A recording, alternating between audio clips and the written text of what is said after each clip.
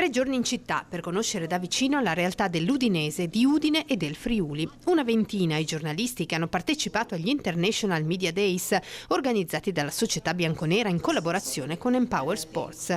Porte aperte ad alcune delle più prestigiose testate sportive europee e mondiali, mettendo sotto i riflettori giocatori, tecnici e dirigenti, i progetti dentro e fuori dal campo e la splendida cornice del Blue Energy Stadium. Diciamo, è un modo anche per far capire alla stampa internazionale, che normalmente magari è più interessata, come giusto che sia, ai nostri giocatori, alla parte tecnico-sportiva, quindi secondo me capire anche i nostri valori, capire un po', addentrarsi, no, in quello che è il nostro mondo, lo trovo molto bello, perché insomma la società l'Udinese, ormai insomma siamo proprietari da 40 anni, 31 anni in Serie A, ed è giusto anche che si percepiscano i valori per i quali siamo arrivati fin qui.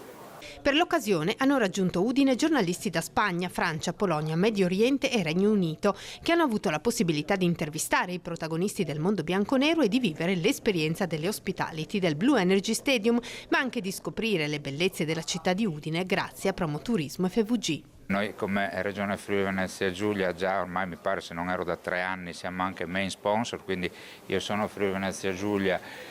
nella maglietta, una squadra che ci sta dando soddisfazione. Dico sempre, guardate, per una città come Udine, che è una bella città ma una piccola città, avere una squadra in Serie A da 30 anni in grado di competere con, come dire, società molto più blasonate, è tanta roba, quindi un bravo penso vada fatto soprattutto alla famiglia Prozzo, che ha saputo con grandissima professionalità stare sul mercato in maniera vincente. Udinese e Udine hanno lo stesso simbolo, e quando all'estero si parla di Udine spesso parlano di Udinese, quindi c'è una joint che è lunga ormai 100 anni e noi vogliamo mantenerla.